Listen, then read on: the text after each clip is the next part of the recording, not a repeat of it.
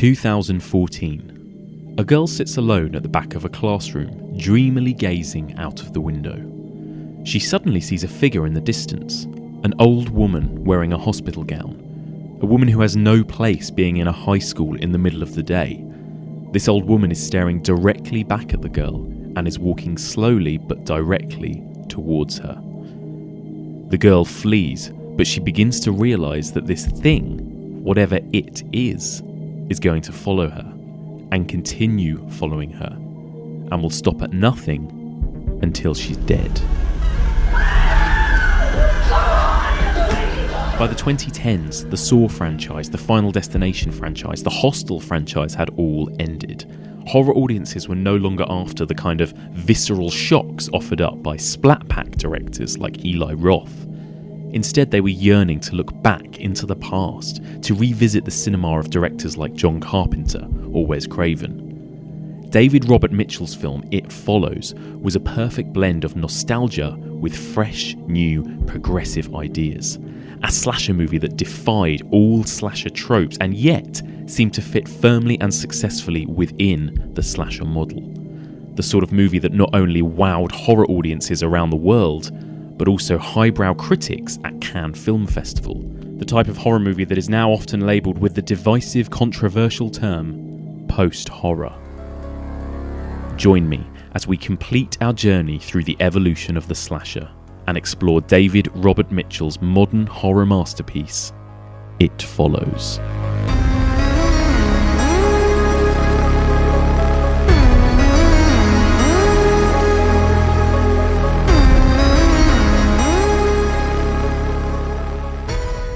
Welcome back to the Evolution of Horror. My name is Mike, and as ever, I am your host. If you're joining us for the first time, then welcome. In this podcast, we explore and dissect the evolution of the horror genre by looking at particular subgenres across a number of weeks. We are currently in the midst of exploring the evolution of the slasher, and this is part 13, in which we conclude our journey with an in-depth review of the 2014 horror masterpiece, It Follows.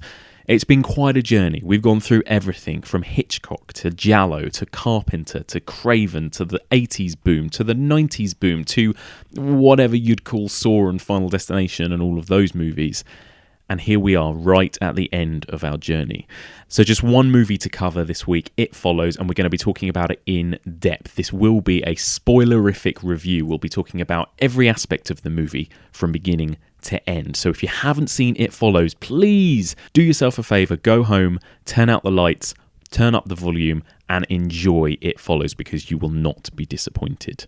Before we get started, don't forget you can always get in touch. The email address is evolutionofhorror@gmail.com. You can find us on Twitter, that's @evolutionpod, or on Facebook, that's facebook.com/evolutionofhorror. You can join the Evolution of Horror discussion group and discuss the podcast or horror movies or whatever you like with other like-minded listeners and horror fans. You can find that group on Facebook.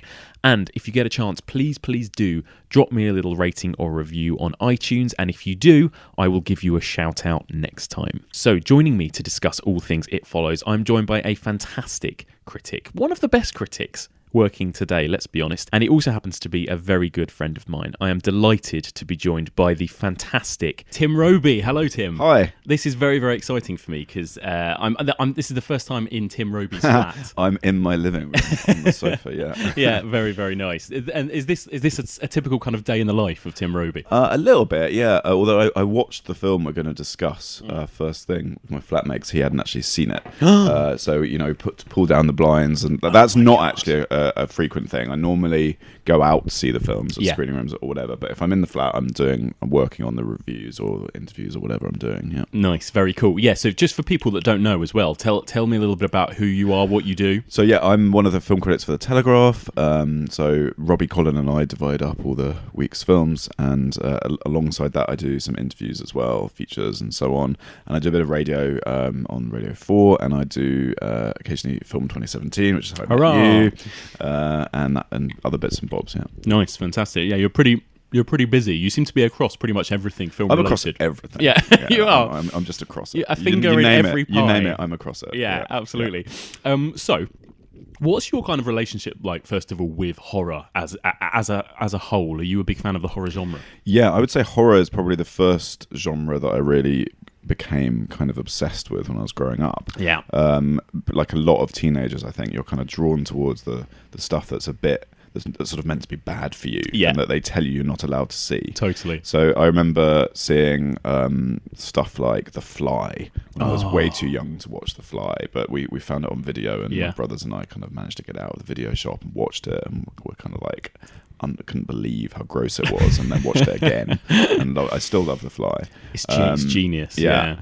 And that was true. And I think I started getting really into kind of Stephen King adaptations as well when I was around that age, kind of mid-teens. I just started finding them all, watching The Shining and Carrie and all that kind of stuff, and reading the books.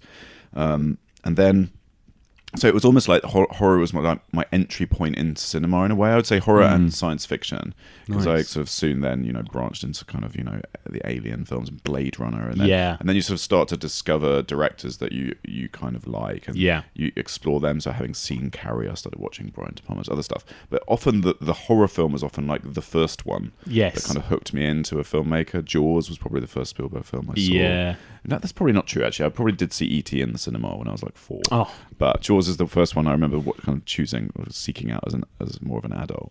I wonder if kind of every generation has had that with Spielberg, because I think my first cinema experience was Jurassic Park as well. So it's like, everyone has that first Spielberg big screen. And I also think that it's true of filmmakers that they may not make a horror film as their very first film. And in fact, this is a good example of what we're going to be talking about. Yeah. But often it's their breakthrough. And if you look at Spielberg with Jaws, if you look at Brian De Palma with Carrie, those were their breakthrough films. And they were quite... they were films which had a massive commercial impact and brought in the mainstream into a genre that was meant to be a bit disreputable, and ended up getting kind of Oscar nominations, which kind of surprised the industry. And horror is often a really good way to kind of make your stamp on filmmaking. Why do you think, like, as somebody who is surrounded by critics, broadsheet critics, and you are one yourself, but why is it that horror is regarded as slightly inferior in terms of genres, do you think? I mean, I don't think anyone worth listening to would advance that argument. I think it's sort of an old prejudice going back to kind of, I suppose, going back to slightly snobbish views of what kind of art is and what trash is. But really, I think if we're going to look at cinema properly, we have to just collapse those boundaries and accept that the horror genre is something that cinema is very uniquely good at. I like this. I know you've talked to Kim Newman about horror, and I like his kind of idea of it as a genre which shows you stuff. Yes, that's where that's where the word comes from. It comes from an ancient Greek word meaning to see, and it's about suddenly seeing something horrendous or something that kind of makes you jump out of your skin. Film is very good at doing that. It's very good at suddenly kind of pulling back the curtain and showing you something horrific. So it's a genre that kind of, I think, film has often. I can't really think of any other context in which horror works as well as it does in a feature-length film. Yeah, absolutely. So we've got like different areas of horror, obviously, and what I've been focusing on for the last few weeks is the slasher movie in particular. Again, kind of all the sort of horror subgenres, I suppose, kind of considered by a lot of people as one of the trashiest, I suppose, when you look at the kind of plethora of 80s slasher movies. I mean, again, what's your kind of relationship like with those types of movies? Well, the first one I would probably have seen would have been the original Halloween. Yes. Not when it came out, but, a good 10, 12 years afterwards on video. And that is an immaculate film. Yeah. I mean, it's such a well-controlled film. And again, absolutely made Carpenter's career. I think it opened the door to not only sort of sequels, some of which are quite interesting, some of which are not very interesting, some of which are terrible, but also just a lot of imitators. And the kind of that whole cycle in the 80s of the slasher movie became pretty tired and played out. Let's face it. And you wouldn't. I mean, some of them you would stick up for, and some of the sequels you might even stick up for. You're not going to kind of embrace it all as a blanket entity and say yes, that's all good stuff. So I think what really happened was that people got bored of that particular subgenre of horror, and you saw it fade away in the 90s, and then it gets revived, of course, with Scream in a kind of winking meta way. Yes. Yes, absolutely. What I like about It Follows, which we're going to be discussing, is that it revives the genre in a completely different way of its own. Yeah. And it is kind of postmodern, and it is knowing about the genre, but that's not all it's doing. It's doing other things as well. And it's not quite postmodern in the way that Scream is it? Where it's kind of overtly saying to you, we're in a horror movie or anything like that. But yeah, I mean, it's an interesting discussion as well. Somebody I was speaking to, was kind of denying that this was a slasher movie. I mean, would you, before we get started with It Follows, would you say it's a slasher? I would say that it borrows the trappings of a slasher movie, Yeah. and from the very first shot, you kind of know you're in this suburbia. You recognise it. You recognise it from Michael Myers stalking people down the street in the Halloween series. You know the milieu you're in, but then the rules that emerge in this film are very different from your average slasher movie rules, and there is a much more kind of insidious and kind of supernatural undercurrent, and there's a lot more subtext. In fact, the subtext is so strong in this film, it almost kind of takes over, becomes kind of like the main point of the film. It's not so much sub. So I would not. It's certainly not your ordinary slasher movie, and I don't think you could ever try and sell it to someone as such. It's a very interesting hybrid, and it's a very clever hybrid. I think it's possible to argue that it's very difficult to be original these days in a genre like horror. I think It Follows manages to come up with a kind of original alchemy of different ideas, which no one else had quite connected together before. And that's why it feels so fresh, I think. Yeah, absolutely. And again, this is going to be linked to It Follows, but before we get started on the film, just generally, do you think that the slasher genre is misogynist? I mean, the way it treats its female characters throughout history. I think there's a danger of that for sure. I think the kind of classic pattern in those films of the kind of most promiscuous female characters being the ones who die first, for instance, and then the final girl being the kind of the most virginal character who gets away. I mean, that becomes quite an oppressive formula to follow. This film deals with that in a very interesting way, I think, in an extremely interesting way. I think that is a bit of a misogynistic trope, but then again, you have to also realise that the slasher movie has given many really good lead actresses great opportunities in film, from Jamie Lee Curtis onwards. Not really so much in the Friday the 13th series, I don't think, but certainly in the Halloween series, Jamie Lee Curtis, and also in the Scream films up to a point. And there are some very strong characters who have emerged in those films. I think any good variant on the slasher movie these days has to at least grapple with that question and that kind of history. It's an idea that's been kind of lifted out of the slasher genre as well into other genres. If you look at Alien, Ripley starts off as a final girl in a way. She's kind of the ultimate final girl. She's the ultimate final girl, yeah. And there's only one other female character in Alien who is certainly not the promiscuous one. Like Lambert is the very opposite, in a way of that. But yeah, it's not just the slasher movie that's kind of toyed with that idea. And action heroines in their time have kind of stepped up. Ripley is in a way the prototype of those. Totally. But yeah, it's an interesting one to grapple with, because I think, you've got to be careful not to make the kind of sexual politics of a horror film feel kind of overtly like moralistic or prudish in that sort of strange way. Where it's that kind of Sun page 3 way, where like on page 1 you're kind of berating public morality, and on page 3 you're like, here are some tits. That's so... Horror films do that sometimes, because they kind of like to revel in the kind of the license the genre gives for kind of like... for sex, but then to kill off that character because she deserves it. It has its cake and eats it, basically. Yeah, exactly. That can be a bit of a trope, I think. I used to daydream about being old enough to go on dates. I had this image of myself holding hands with a really cute guy, driving along some pretty road. It was never about going anywhere, really. It's having some sort of freedom, I guess.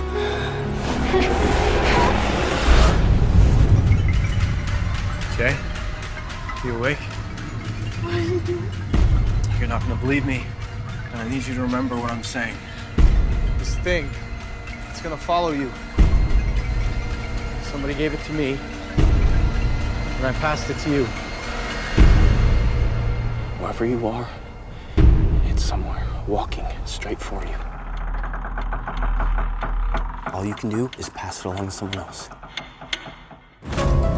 Okay, so we begin with a young teenage girl in suburbia being chased. She's being chased by something invisible, and it seems to be following her very slowly. We can't see it. She manages to get into her dad's car and drive to the beach, and puts a call in telling him that she loves him and she's very sorry about everything.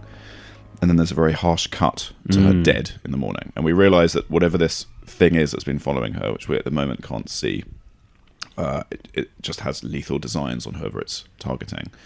We then cut to the main character of the film, Micah Monroe's character, who is going on a date with some guy she's just met, and he seems a bit freaked out. When they're in the cinema, there's someone he sees at the back who, again, we can't see, and we realise that whatever this thing is after him.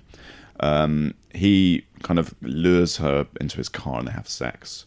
And he then drugs her, ties her up and puts her in a warehouse and says, right, I'm afraid this has just happened. I've transferred this thing that was following me onto you. It's going to follow you. It's going to take human form. It could be someone you know or someone you don't know. It will follow you very slowly, but it will follow you implacably. Yeah. And the only way you can get rid of it is to do what I've just done, i.e. to have sex with someone else and pass on, if you like, the infection onto another person. But then if the thing gets that person, then it will come down back onto you and it will follow down the line, he says, to whoever started the whole thing. So it's an invisible stalker that only you can see if you've been, if you like, infected by this thing. And so she has to decide essentially what to do, whether to try and outrun it. She gets her friends to help her. They're very confused because they can't see this thing, so they think she's going nuts. But eventually she kind of persuades them. And as the story goes on, the dilemma is she going to kind of pass it off on anyone else, or how's she going to deal with the threat? Yeah, absolutely. It's great. It's a great kind of monster, isn't it? And feels like completely unique and original, which is so unusual in this day and age. Like you say, it's so hard to come up with something new, especially in the horror genre.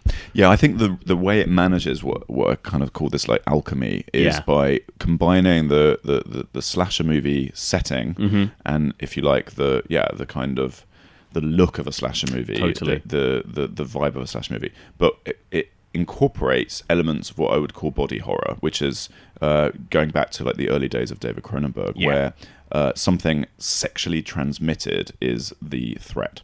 So this is not something I've seen in slasher movies before. That perhaps there are one or two examples, but this is certainly really makes a case for itself as a very interesting hybrid, because the threat is passed on through sex, and that's so interesting because it enables the film to have a lot to say about sex and a lot to say about teenagers and their vulnerability to to wanting to have sex, to having other people having crushes on them, what you use sex for, how you try and avoid it, and all these kind of interesting things that are at play within kind of the teen movie, not just the slasher movie.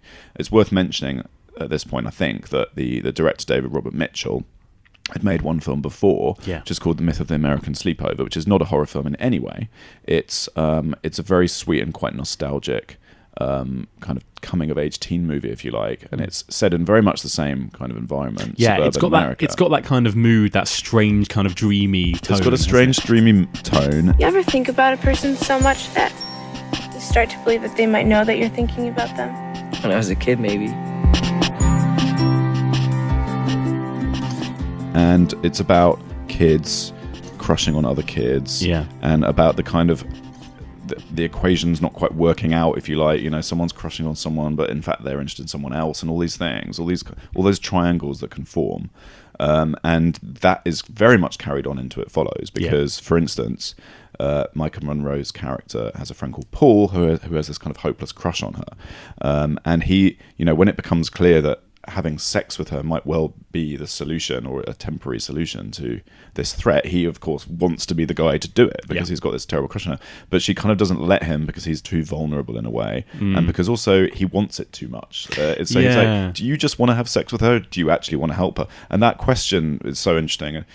And the whole game of sex in this film, I think, is played out in a really interesting way. It's fascinating. I thought that as well when I rewatched it last night, especially those bits when Paul is kind of offering himself, to try and save her, quote unquote. It's really cringe because he asks, he says, "I just want to help you," and she says, "Do you?" Yeah, it's kind of half sweet, half cringe, and again, like you say, she's got this reaction of partly. You can see it's partly that she's worried about him because she thinks he's a bit weak, probably, but then also she's probably a bit put off by him as well. It's kind of, and it's really clever because you kind of get all of that in that little interplay between them both, which is fascinating. So I don't know if we're trying to avoid spoilers. No, we can go full spoiler. That's fine. Because there's this other character, Greg, played by Daniel Zavato, who is much more of a kind of alpha guy. Who's they know a bit as well, and she decides that he's the one who should probably do the service of having sex with her because it's much easier for him to deal with it subsequently. Yeah, he for one thing doesn't seem very convinced that this thing is even coming. He seems, he's a bit baffled by the whole thing, but also he's totally the kind of guy who could definitely go and pick up some other girl really quickly and have sex with her, pass it on down the line. Unlike Paul, who makes this rather desperate mission past some prostitutes at one point. Yes, God, yeah. And so that again, that's her kind of.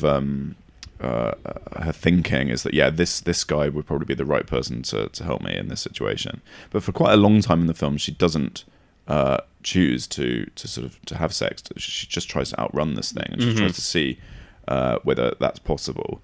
And there are some really kind of virtuosic sequences, I think. Which, I mean, this film was made on a very low budget. This is not a major production, and the simplicity of the idea, where you can bring on any person, any human at any point to represent the threat of this thing coming, and the various sort of shape-shifting forms that it takes there are some brilliant payoffs. I think there is like a giant guy and there's a child, and there are all these different variants, and there are these naked women coming after her, and you just never know quite what it's going to look like.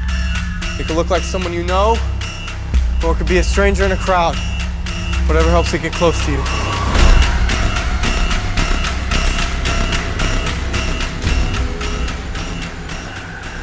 And the fact that it can look like someone you know, yes, as well, is interesting because that brings in a whole other level of subtext. If it's like a family member coming after you, what the hell? Yeah. Do you think there's any reason or rationale behind the form that this monster takes for each person and at different times? I mean, sometimes it looks like it's being cunning. Yeah. There's a moment where Greg is at risk because, in fact, Greg himself has taken the shape that is invading his own house, which is very weird. Because you see her. Her name's Jane, right? I think, is it, or is it Jay? Jay. That's right. You see her across the street looking, and Greg in a kind of onesie, breaks into his own house, and you're like, what the hell? He's surely in there, and you realise, it's the thing coming after Greg. But when she goes in to try and help him, it's shifted into the form of his mum. Yeah. And his mum is knocking on his bedroom door because she's the most likely person to be able to get in. She's in the house. So it has smarts, this thing. It kind of knows how to kind of play the game. When a giant comes after her, it has an effect, freaks her out. And there's the small hole in the door which a child creeps through. Yeah. So there is various strategies that it comes up with. I mean, I think the really standout sequence in terms of everything the film is doing logistically is probably when Jay is attacked on the beach by a doppelganger of her friend who's in the sea. Yes. And the sequence is great because you don't quite know where that friend is, and you think she's coming from behind, and you realise, oh no, she's in the sea. There are two of her, and because no one else can see the other one, when Jay when it creeps right up on her and pulls her hair up, that's literally a hair-raising moment. I find and one of the most chilling in the film. Yeah, totally. And that's kind of the moment as well when you're like, oh, it's this real thing, it's this real tangible thing, that other people can see. It's just this invisible being. It's not kind of ethereal in any way or psychological. That's right, because that's one of the questions that you're wondering from the start is like, is it able to open doors? How can it interact with the physical world if no one can see it? And if it interacts with the physical world and someone else does see it, what are they going to make of that? It's quite important that Jay's friends at a certain point realise there is actually something coming after her, and it's that beach scene where it happens because Paul tries to hit it with a chair, and he gets thrown across the screen. All these things start kicking off, and the kind of invisibility thing is really fun in that idea. That's another idea that you've they've brought in, obviously, from films like The Invisible Man or Hollow Man or whatever, the kind of invisible monster is another element of the film which I think really works. Yeah, it kind of like it really, in a nice sort of pace, it teases the monster bit by bit, because like the first sort of half hour of the movie we don't see it, do we? And there's these moments when the boyfriend, there's that creepy bit when he says, oh, there's a girl with a yellow dress standing in a doorway, and we at that point don't see it, and we're kind of revealed it bit by bit as the movie progresses, aren't we? Which is great. I think so. And I mean, I know some people find the film a little slow in the early going, perhaps if they've been hyped that it's kind of the best horror film in years or whatever, they're expecting this kind of full throttle experience from the word go, and it's not that. No, it's very patient. Yeah. And it sets up its rules very methodically. Yes. And I think it really gains from that, because it all really comes together kind of in the middle third, if you like. Yes. But yeah, it does it very gradually, and I think a lot of the rules are very kind of cleverly set up when we have the kidnapping sequence where the boyfriend ties her to this chair and just lays everything out in a very economical way. It's a great way of getting exposition that still makes sense, because he has to explain it to her. She has to have it explained, because he's not a completely heartless guy, and also he's looking out for himself as well, because his only hope of escaping is if she knows how to outwit this or outrun this thing up to a point, or at least to get rid of it to someone else. Yes. Yeah. It's fascinating. Let's talk a little bit about like the sort of the setting, I suppose, and kind of where and when this film is set, because that's very unclear, isn't it? It is, yeah. I mean, there's one character who has a little Kindle in a kind of clamshell, and you sort of think, well, this must mean that we're sort of present day-ish. But there's not, to my knowledge or to my recollection, any use of mobile phones in the film.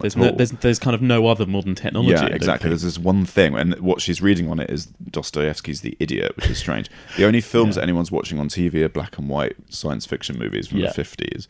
So it's set in this sort of strange and slightly kind of what's the word? Ill-defined.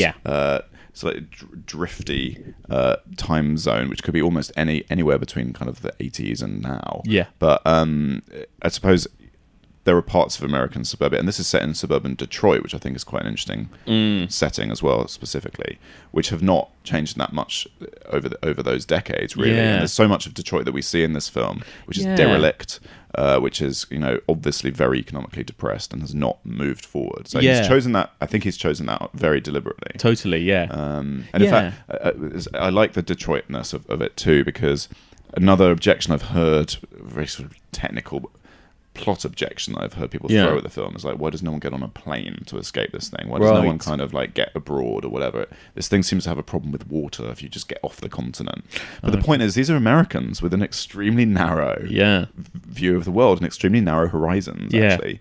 I mean, Jay's great ambition that she reveals at the beginning is just to kind of sit in a car holding some cute boy's hand. That's all she's ever wanted so far in life. What's that statistic about how many Americans don't even have passports? It just doesn't even occur to them to get off America. This is an American film. It's almost as if America is the only place that exists. Yeah. Detroit, specifically, That's so true. Yeah. It's so interesting. And also, I can't think of anything worse really than being trapped on a plane with no exits if you're being chased by one of these things. Well, I suppose so. Whether it gets on board. Yeah, whether true. it boards on time or not. Whether it makes it through, I mean, like, the Detroit thing I thought was interesting. I mean, I wonder what the relevance was, because they actually have a lot of conversations about it, about when they move into the bad part of town and how our parents wouldn't let us go this far. And it was quite an odd conversation. I wondered, like, what you think that was about, really, or what that meant.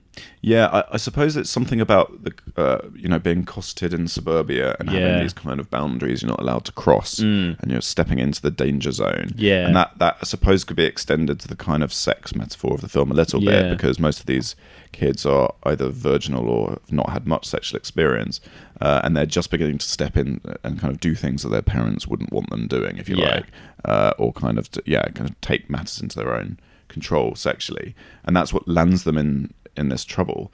But it also, it's about I suppose it's about how sex at that age can be quite damaging if it's done in the wrong context or with the wrong person.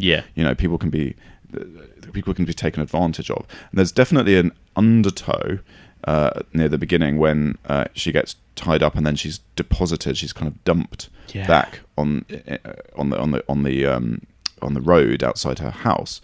To outsider looking who hasn't just witnessed the previous scene, it would look like she was the victim of a rape. Yeah, very much so. Yeah. And the way that he takes control of her is kind of the way that kind of pseudo boyfriend character manipulates her into having sex with him.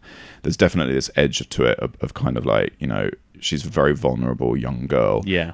And this is how sexual threat manifests itself at that age, and you've got to watch out. Yeah. So the film is kind of playing on all those ideas of like the different types of sexual attention you might get from different people, and how you might reciprocate it or not reciprocate it, and why, and what you would choose to do, and who you would choose to have sex with, all those things. And it, you know, those are questions that every character, as the threat intensifies, is having to look around and ask themselves, like, who am I going to have sex with to get out of this? Do you? It's so interesting. Let's talk about the sex side of it then. Do you think it is like ultimately? Is it negative about sex? I mean, because a lot of people say that this is quite an obvious metaphor for STDs, basically. But I mean, what do you think? I mean, yeah, it's literally a sexually transmitted kind of ghoul coming after you. Yeah. There's a lot of films which do. I mean, the early Cronenberg films seem almost like they're predicting the kind of the onset of something like HIV. Perhaps I've heard that Shivers argument and made, films like that. and The Fly also, which is later in the 80s. Yeah. I don't think it's just. I don't think it's about that. I think it's has broader ideas about sex and about sex and danger, and about kind of people getting together through fear as well. I think I really like, there's a very interesting shot at the end of the film with two of them holding hands, and it's like, would they be together if it wasn't for this whole thing having happened? Probably not. Are they now together out of fear? They form this kind of weird unit out of fear. And I feel as though he's making a little bit of a satirical point about how, you know, people couple off because they're terrified of being single, being alone, and thereby alone, or kind of, you know, there's a lot of ideas floating around in there. I don't think it can be boiled down to just kind of STDs or what have you. No, totally, yeah. And again, like there's definitely a very clear lack of adults in this world, isn't there? As well, is it? I mean, I'm trying to think. Are the only adults we see the monster taking an adult form? Is that right? Virtually, we see her dad right at the start, but only in a very long shot. Yes. In fact, it's slightly too long a shot, because what we need to know at the end is that it's her dad. It's her dad coming after her at the swimming pool. That's right. I think it's missing a little bit of a close up, just so we're clear on that. Yeah. There's a teacher reading out Prufrock at one point in the school. In a scene that is directly taken from Halloween almost, where she's kind of, Jamie Lee is sat at the back of the classroom looking out the window and sees Michael Myers. It's very similar. Yeah, that's one of the most. And I do like that there's not too much of that kind of winking homage that Wes Craven kind of loved doing. Yeah. You know, it's in there, and you know, you recognise the setting, you know the world you're in, but he's not kind of going, oh, I'm going to lift this shot from such and such a film. And you have to get this to get this scene, you know, You really don't. Once you've grasped the rules of this particular universe, it all works. You don't need other references kind of coming in to make it all click. Yeah. But yeah, I mean, it is interesting, the whole the parents and how they feel about their parents. They all tend to seem quite negative. There's the point where the boy who lives across the road, who sort of says, my mum won't even notice that we're gone, and obviously it's the monster takes the form of his mum, who kind of kills him in the most sexual way imaginable. It's one of the grossest bits in the film, isn't it? He gets kind of killed and then has necrophile sex with his own mother. There's kind of semen dripping or some sort of semen-like kind fluid. Of stuff dripping off the arms in that scene as well. It's unsavoury. It's weird, because we see that that's not how everyone dies in it, because that girl on the beach wasn't killed in that way at all, really, at least that we know of. You know? I think you're right. It is significant that the only really good looks we get at any adults in this film are when the thing has taken adult shape, and normally there's something wrong with them. They've got kind of teeth missing, or they're only wearing one sock, or they're kind of weeing down their leg or whatever. There's something deranged about them. And I suppose there's a bit of an element of gerontophobia in there, I think. It's completely graspable as the fear of a teenager of becoming an adult. No one, no one wants to look like a crusty old hag 30 years, 40 years down the line. But the crusty old hag is the kind of the scariest thing coming after her. So it's, in a way, you could interiorize that as her own fear of kind of later in life, that kind of thing. But again, and your fear of your fear of kind of entering the sexual world and becoming an adult and growing and kind of being used up in that kind of way, and like all of those things. Yeah. So it's sort of about wanting to remain a teenager. There's a thing at the very start where the boyfriend, when they're waiting in the cinema foyer, they're playing a game where you choose one other person that you would want to take the place of. And she thinks it might be kind of some guy up the stairs who seems to be getting it on with this girl, but he's like, no, I would want to be that small boy, Yes, because I would have my whole life ahead of me, and you can sense his fear. Actually, that's the reason he's chosen the boy, because he's infected. He knows he is, and he's already made, if you like, these sexual mistakes. He's already feeling a little bit like he's kind of used himself up, and he's past his prime in some weird way. Yeah. So he wants to go back to a pre-sexual state. And be given the chance to do it over again better. Yeah. And I suppose that's something that a lot of people could identify with in their teenage years if their experimentation is not very fulfilling. Yeah. I mean, how cool would that be to have your whole life ahead of you, you know? Come on. It's not like you're old. You're 21. I know, but look at how happy that kid is. Plus, at that age, you can go to the bathroom anytime you want. Total freedom. Yeah. He's probably taking a shit right now. Yeah, exactly. I can never get away with that. Yeah, I mean, let's talk about the cast then briefly. I mean, what do you think in general of the cast? I think they're all great, actually. I think they're good. Yeah. I feel as though this is very much a director's vehicle. I think David Robert Mitchell gets really good stuff out of all these actors, and he kind of knows how to use them well. And I suspect they're about as good as they could be in any film. This slot, in fact. Yeah. At the beginning of the film, I don't get much off Micah Monroe. She seems kind of like almost like the bubblegum blonde. Yeah. She's a little bit unreadable, but then as it goes on, she becomes more and more kind of obviously terrified and stressed, and it seems to sink in her performance that this thing is never going to stop. And that there's this kind of element of hysteria that builds in her, which I think becomes really good towards the end. She gets better and better as it goes on. And yeah, she seems kind of almost existentially convinced that she's stuck with this thing forever. Yeah. And there's this kind of absolute dawning horror of that. Yeah. She can't get rid of it. So she doesn't become the plucky final girl who's kind of going to, get rid of the monster. She looks like she's kind of absolutely screwed herself permanently, which is kind of quite a depressing realization. But I think that's a good character read. And yeah, I think the others are good. I think Paul has a real impact. He's got this kind of mournful, this kind of slightly cringy, kind of mournful quality. He's good. And what's nice is that they're all quite convincing as kids. I think, like teenagers. You know, with a lot of those kind of, especially the '90s ones, where they all look like they're about 30 in these teen movies. You know, I feel like these were quite convincingly awkward teenagers, and they didn't all look like models as well. Yeah, exactly. They're proper kids. They're not fully formed. Yeah, they're kind of nervous around each other. And, it doesn't force the dynamics. It just kind of lets it work quite naturally, I think. Yeah, Micah Monroe seems to have been pigeonholed a bit into those kind of slightly retro-y movies as well, obviously, because her other big role was in The Guest, wasn't it? Right, as well, which is kind of, she's almost playing a same sort of role, really. Well, The Guest is borrowing a lot of its aesthetic from John Carpenter in the same way, and they've decided that she fits into that world quite well.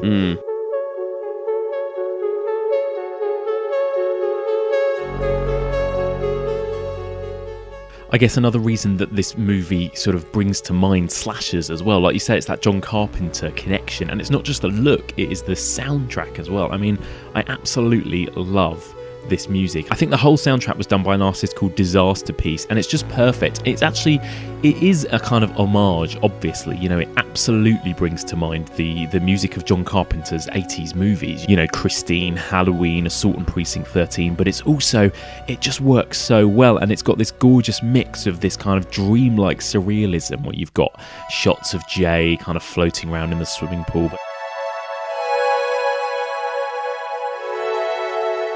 but then absolute true horror and fear at those moments that get scary in the second half.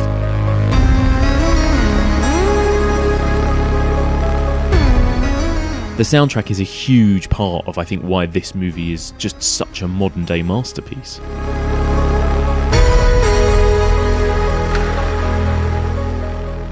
What we haven't really talked about the way that the creature, it could be literally anywhere in the frame. I think that generates such tension, don't you think? That is my favourite part about it. I think there's that kind of middle section where it's been established that it could now look like anyone, and we've seen the way it moves when it's that old lady in the gown, and then suddenly you're literally paranoid. You're looking at every person in the background of every shot. It's just brilliant, isn't it? Yeah, you are. And I think going back to it again and again, you're still looking and you're still wondering if there's something you've missed the first couple of times you saw it.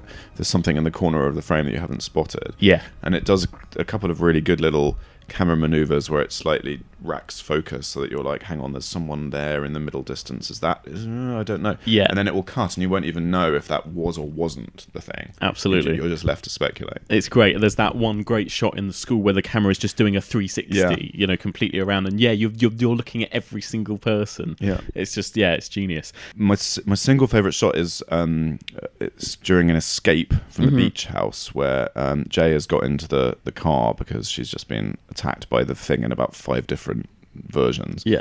And she abandons all of her friends just to escape it, gets into the car and drives off. The first thing, we can see the thing coming after her. It's taken the form of one of her female friends, and it's kind of walking after her in this white nightdress, just walking up the path. We see it slowly advancing its slow way towards her. She panics and gets in the car and drives off, at which point the friends run past it. Yes. And kind of are running towards her more quickly, but we see the thing in the far distance just still trudging along towards her. Yeah. And just the coordination of that shot is so brilliant, I think, because they run past it without even seeing it. Yeah. But it's still there. I think it's quite a unique shot. I can't really think of an equivalent to it in any kind of suspense sequence that I've seen. It really stood out for me.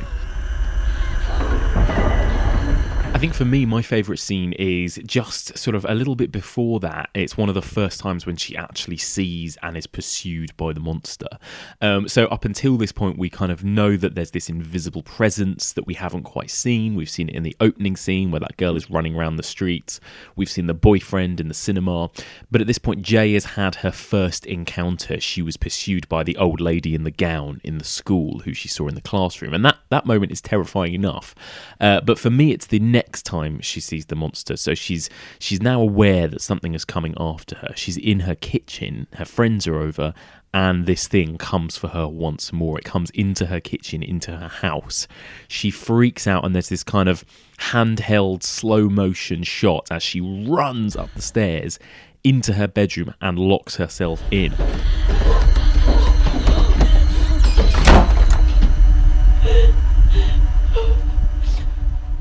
At this point, her friends begin to knock on the door, asking her what's wrong and asking to be let in. But of course, now we know that this monster can look like anybody or sound like anybody for all we know. We have no idea who to trust, and she doesn't know who to trust either. So she's backed up against the wall, freaking out. Jay? Jay, can you open the door? Is it the house? What's going on? There's nothing in the house, Jay. I saw it. Open the door, okay? It's in the kitchen. I'm not gonna let anything happen to you. Open the door and we'll figure this out. There's nothing out here. Finally, after that build-up of suspense, she lets them in, and it is, of course, just her friends who come in. And this is where we have that little interaction where Jay finally admits there's something wrong with her, there's something coming after her. Is something wrong with me? Look, somebody broke the window. That really happened. But I saw a girl in the kitchen. But then we get another knock at the door. Mom? Once again, they open the door, and once again, it's just her friend standing there looking confused. And once again, we have that sigh of relief. See? Everything's okay. But then at that exact moment when we think the tension is finally gone, this monster that's taken the form of this giant just emerges from behind this girl, walks straight past her towards Jay and straight towards us. And it's just that perfect shot composition again, a little bit like the scene you mentioned where we've got the friends in the foreground all looking quite confused, all looking concerned for Jay, and have absolutely no idea that there is this looming presence that just emerges. And it's the way that it kind of just moves slowly into frame. It doesn't pop up with a jump scare or anything like that. There's not really an element of surprise. I mean, we know the monster's in the house, we know it's coming for her, and after that little build-up of suspense, it does come for her, but it's just such a scary sight, this man just coming straight at her. So I suppose like one of the most important questions, I mean, it is a horror movie. Did you find this scary? Is this a scary movie? Yeah, it is. I definitely found it scariest the first time I ever saw it. Yes. Which would have been in Cannes in 2014. It was Wow. in the Critics Week. So what was that sidebar. like, the reaction to that film? Because again, horror movies at Cannes is not something you necessarily think of, you know? Absolutely. People didn't really know what to expect because, again, the director wasn't known for horror. Mm-hmm. But anyone who'd seen... I really liked Myth of the American Sleepover, so I was excited for it. And I'd actually met the director for that film, so I was doubly excited to see what he'd come up with next. And I remember the queue was really long to get into It Follows. So I think there was some buzz around it, and distributors kind of globally knew there was some buzz around it. Yeah. So I was glad to get there early enough that I just about got a seat.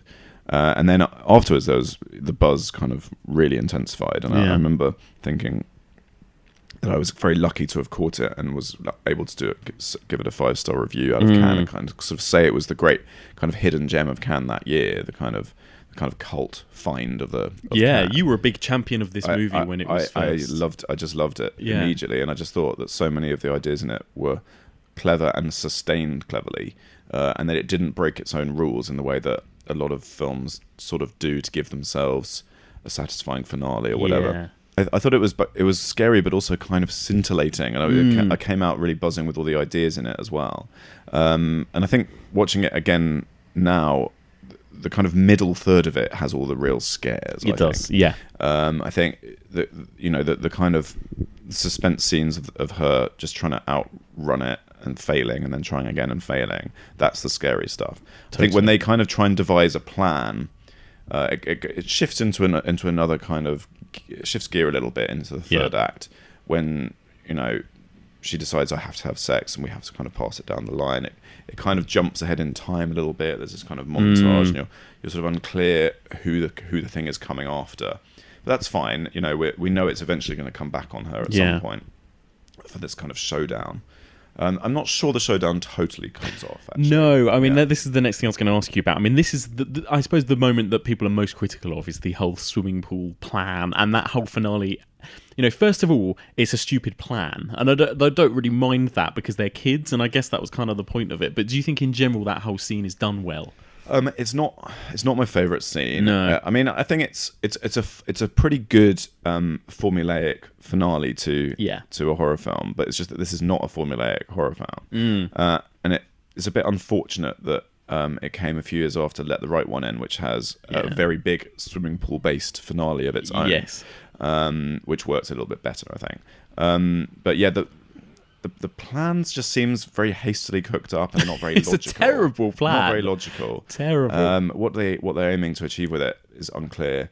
Is it that they want to lure it into a pool and then electrocute it? Is that the plan? I guess that's the idea, but then it just starts throwing all these appliances at her instead. Yeah, and it's like, did you not worry that you're going to electrocute her in the process as well? Yeah. And it's the accuracy of this thing where it starts throwing microwaves at her head is kind of ridiculous. You're not really expecting that because it's never used any projectiles other than breaking windows with a rock before.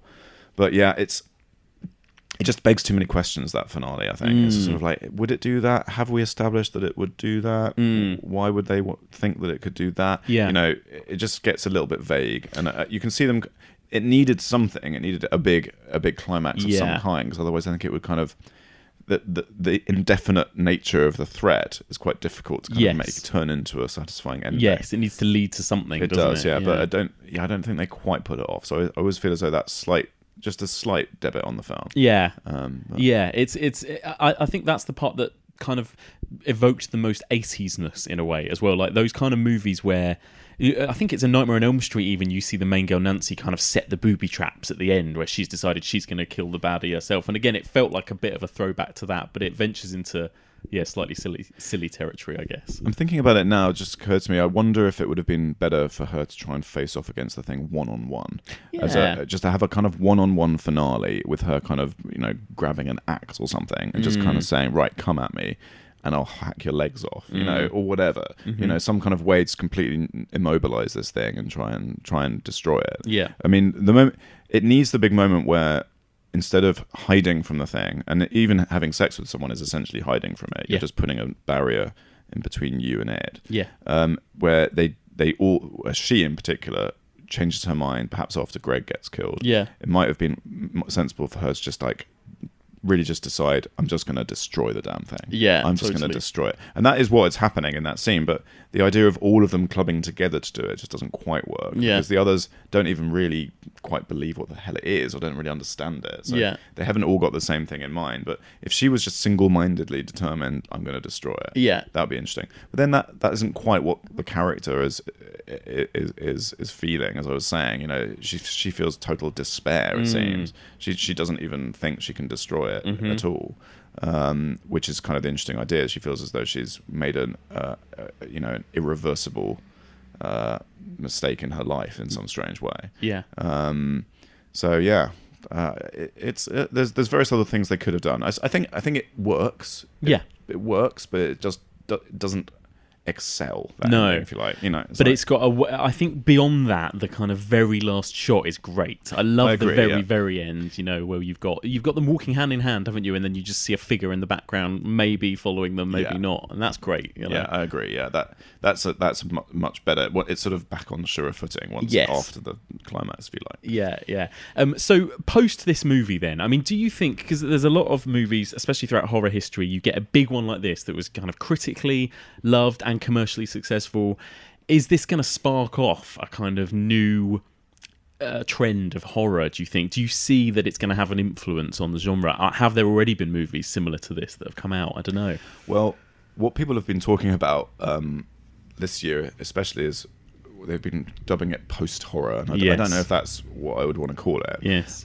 Because I think really good horror films have always never just cleaved to one template.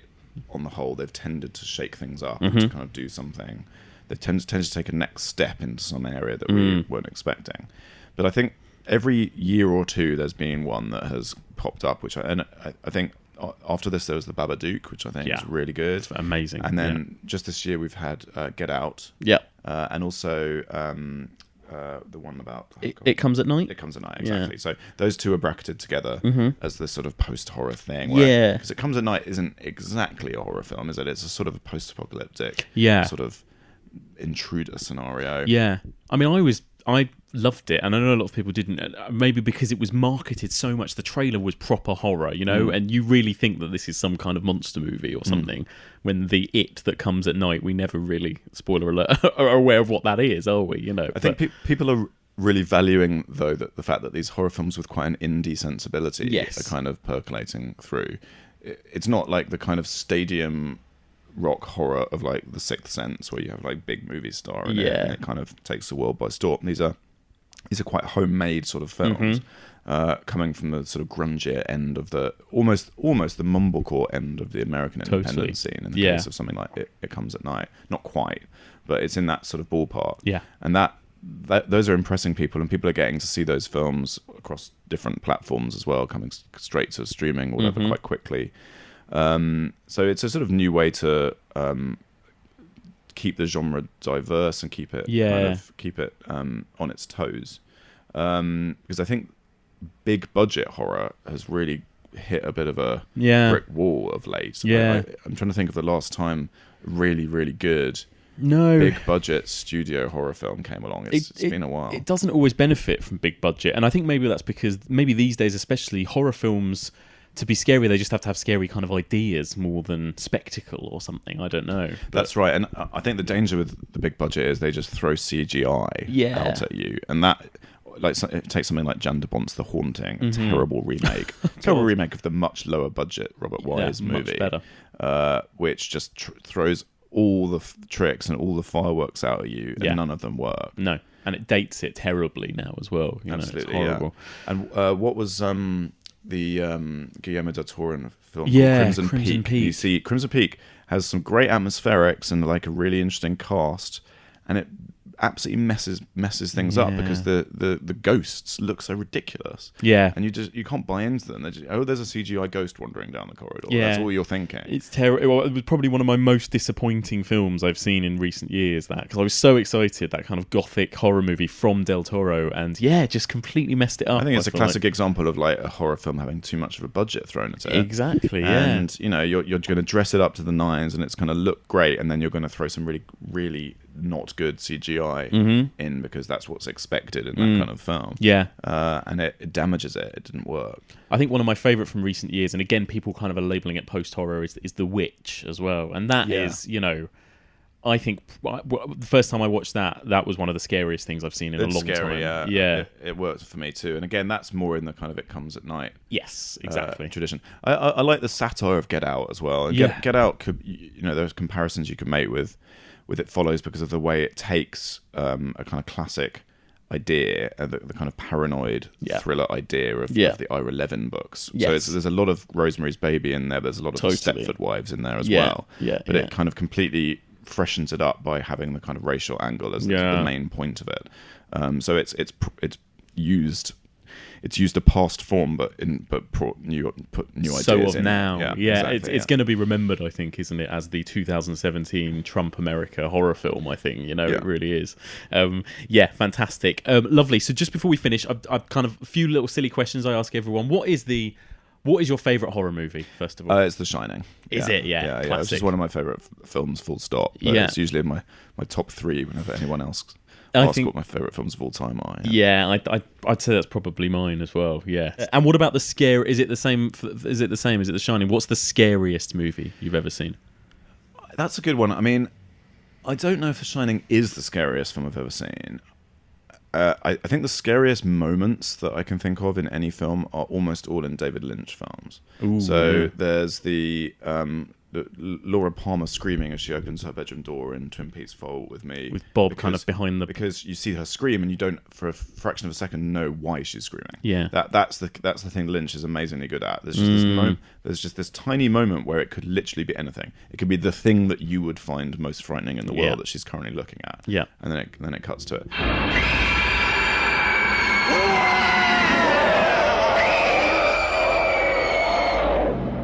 There's that rather similarly structured scene in Mulholland Drive where you have the scene in the diner where the guy is relating his nightmare, and then he comes out and there's something unspeakable in the alleyway down the side of the diner. And you're terrified. It's the moment just before you see it that is the most terrifying thing about it. And that seeing it is quite terrifying, but it's just that millisecond before, which I think Lynch is absolutely brilliant at. In Inland Empire, it's Laura Dern's crazy face floating out of the corridor at her towards the end. That is utterly terrifying. His films are fascinating as well, because again, whether or not to talk about them on a podcast like this, because whether or not you'd call any of them horror movies per se, probably not really. No, but they are all terrifying in their own way. I'd say maybe Firewalk with Me may be the closest thing to a horror film. I think his stuff is they're all experiments in fear. I would say. I wouldn't call them horror films, but they're all kind of experiments in fear. And Twin Peaks is the same. I mean, Kim Newman said one of the films that he remembers most that he kind of didn't ever want to watch again was Eraserhead, which is interesting. We've seen all of these really, really gruesome things, and he said that was the film that really, because it was so well done and so nightmarish and so kind of unpleasant, I suppose. So it's interesting. And what was the very first horror movie you ever remember seeing? It might. This is going to be a tricky one to remember. It might be The Shining, but I suspect it was probably something more mid-80s-ish. Maybe it was The Fly. As I mentioned, we remember getting that out of the video store, probably in like 1987 or something like that. Rosemary's Baby I would have seen pretty soon after that. There was some early video of that we got hold of. Still love Rosemary's That's Baby. Amazing and pretty damn scary as well. It's scary, but it's also really funny. Really funny. It's got this queasy sense of humour. I just think it's one of the funniest horror films. When you see the kind of old people tiptoeing around and all that kind of thing. It's got such a wicked sensibility, that film. it's probably one of those three, unless it was some unbelievably awful like Halloween sequel that that just turned up on, ITV in the middle of the night, like Halloween 4 or something like that. Maybe it was something like that. Yeah. And then finally, going back to those kind of, obviously we are really predominantly talking about slasher movies. Do you think that there's any life left in the slasher movie, or do you think movies like It Follows are it? Well, they tried to revive them, haven't they, with those remakes of Halloween and the remake of the Texas Chainsaw Massacre and the remake of Friday the 13th, none of which really came off. Yeah. So hopefully that's put an end to those. Yeah. I don't think you could just revive the slasher movie by saying, here's a new slasher movie, like all the other slasher movies. I don't think that would ever work. And that's why people really did find It Follows interesting, because it just borrows the skeleton of a slasher movie. Yes. But it has all these other things fleshing it out. So I think it will have to take new forms in order to work. Usually I'm more drawn towards horror films with kind of supernatural threat than what you would call human threat. Yes, yeah. I'm not that's why I've never been crazy about the slasher genre, and I especially don't like the kind of torture porn genre. Yeah, we're probably not calling it anymore, but the kind of human threatness of that, which feels quite sort of sadistic, doesn't interest me as much. For some reason. And I think we're having a moment right now, aren't we? I mean, Michael Blythe was saying this to me the other day, that we're kind of having a moment that's not about those types of movies. It is more about your kind of Annabelles and Conjurings and those types of movies. Which become a bit sticky. It's a little bit like going in a slightly tacky haunted house Ghost Train at the carnival, where the jump scares are crucial and you've got to have one every 10 minutes. Some of them are better than others. The second Annabelle film is much better than the first one, but it's still absurd. Yeah. And it's still a film in which my favourite thing about that film is the fact that this couple who've been building dolls in their American Gothic farmhouse in the middle of nowhere, their kid is run over, then demons come after them. They realise the demon's emanating from an evil doll.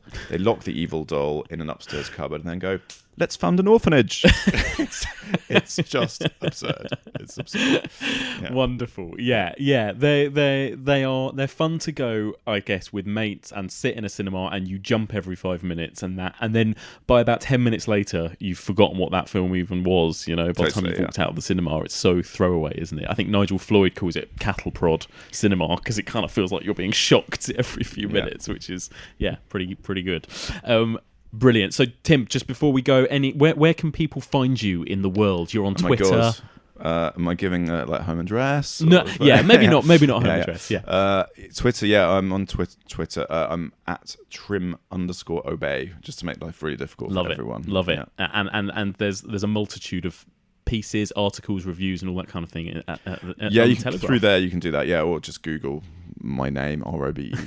Probably Google some Tim. nonsense. You'll find all manner of things. Yeah. Cool. Thank you so much.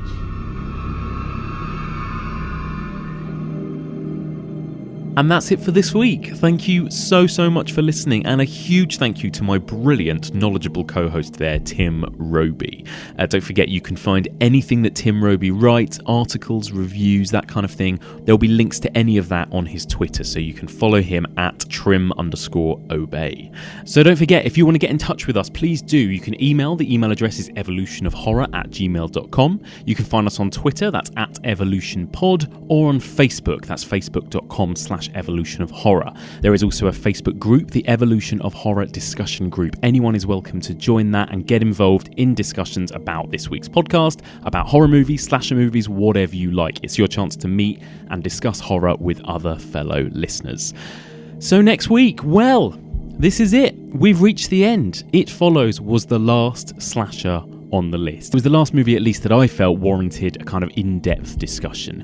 So where is there to go from here? Well, we've got one last week left, one last episode in the slasher series, and we're going to use that as a chance to look back, look at everything we've covered so far, come to some kind of conclusion, do a little roundup. It's also going to be my chance to list some of my favourites. I'm going to list my top 10 slasher movies of all time. And I'm also going to ask you guys, if you get a chance, please do send in your favourite slasher movies, and we're going to try and do a little countdown of the listeners' favourite or top slasher movie, so you can do that via social media. But as well as that, now this is the part that I'm slightly nervous about, I'm going to be joined by a guest. His name is Brian Ryan, a brilliant name, and he runs a pub movie quiz in London called The Big Movie Quiz. He is also a horror fanatic, and anyway, I've invited him along to join me for some of next week's episode, and he is going to hit me with a quiz. He's going to hit me with 20 questions and test my knowledge on the slasher movie. And this is everyone else's chance, just for a bit of fun really, just for the end of series. You can have a listen, play along too, and let's see how well or how badly we all do. So Brian is going to be joining me to quiz me on all things slashers next week. So lots and lots of stuff to cover next week as a whole sort of general roundup. And don't forget, if you do want to find out what's going to be happening next series, that's going to be starting in January, then please do follow us on social media, and over the next week or two I will start to reveal what subgenre we're going to be covering, what films we're going to be covering in depth, and also what guests I'm going to be joined by. Lots and lots of exciting things to reveal. So again, please do like us on Facebook, follow us on Twitter to be the first to hear.